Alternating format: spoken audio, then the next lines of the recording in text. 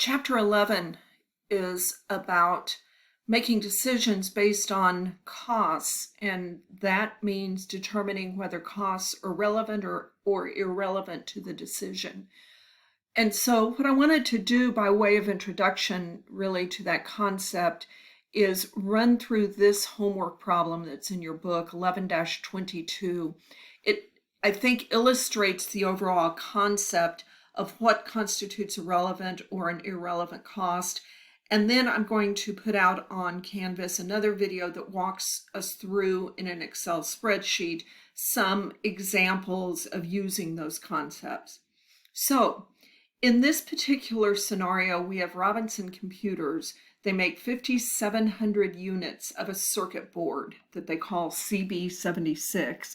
It costs them $230 for each circuit board, which consists of a variable cost per unit of $180 and a fixed cost per unit of $50. Peach Electronics has offered to supply the same number of units of CB76 for $210 a unit. Ostensibly, that's a $20 savings per unit. If Robinson buys from Peach, they will be able to save $20 per unit in fixed costs, but they will continue to incur the remaining $30 per unit. So the question becomes, should Robinson accept this offer or should they continue what they're doing? So if you move down here, we can identify, we can identify what's relevant and what's not relevant. The bottom line is, if they continue to make the product, they have the $230 in costs. However, if they do not continue to make it, they will not save the full $230. That's the issue. They will save the variable cost of $180, so that is a relevant cost. And they will save the $20 in fixed costs that the problem identifies will go away if they are not manufacturing this product. But there is still a $30 fixed cost that they're going to incur whether they make or buy the product. We don't know what it is, they didn't tell us, but it's some committed cost that they cannot get out of even if they are no longer manufacturing this product.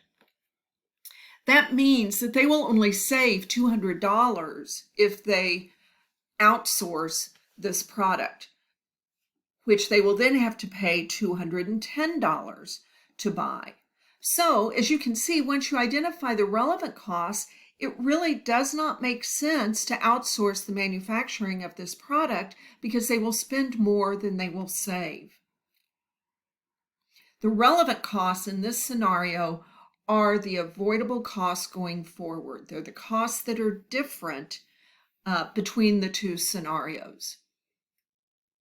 Now, in the second scenario, we've got RT Manufacturing deciding whether to keep or replace an old machine. And we've got quite a bit of information on both. We have the original cost of both machines. We know the useful life of both, the current age. The new machine is brand new. The old machine is 4 years old. The remaining years of useful life, which ultimately is the same. The accumulated depreciation and book value to date on the old machine, and the current disposal value of the old machine, and the fact if we do it today. And then they've given us the disposal value for each if we hang on to them for the remaining 5 years, and annual operating costs. So again, trying to determine what's relevant, the relevant costs will include the operating costs.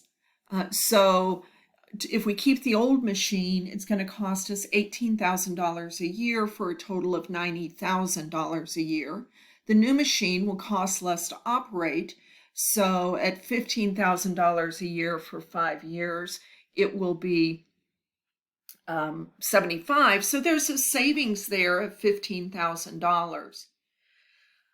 We will get $2,800 if we sell the old machine and replace it. So you'll notice that's relevant in terms of offsetting the costs for replacing the machine. And then, of course, the cost of the new machine is going to be relevant. We'll spend $8,800. So if you look at this, in this case, only looking at the relevant costs, this would be worth doing because the savings in operating the new machine will more than make up for the additional costs. Now, let's talk for a minute about what we ignored. Notice we ignored the original cost of the old machine. That's a sunk cost. We won't get that back just because we get rid of it. So the original cost of the old machine is not relevant. Sunk costs are costs that we have already incurred and we will not see again. Additionally, the accumulated depreciation is not relevant for the old machine because that too is a sunk cost. That's merely an allocation of the original cost. So sunk costs you've already incurred that will not change, are never relevant. The other thing that you need to think about when you're thinking about relevant costs is something called an opportunity cost. The $8,800 in some way is an opportunity cost. We're spending the $8,800 to replace the new machine as opposed to using it for something else. Opportunity costs are always relevant. They're not always easy to identify because you don't always see them recorded in the accounting records. For example, let's say to buy this new machine, we would be forced to liquidate an investment that we were earning 10% interest on. That 10% interest is an opportunity cost. That would play into our decision because if we liquidate that investment, we will no longer have that interest income. So sunk costs, not relevant. Opportunity costs, they are relevant.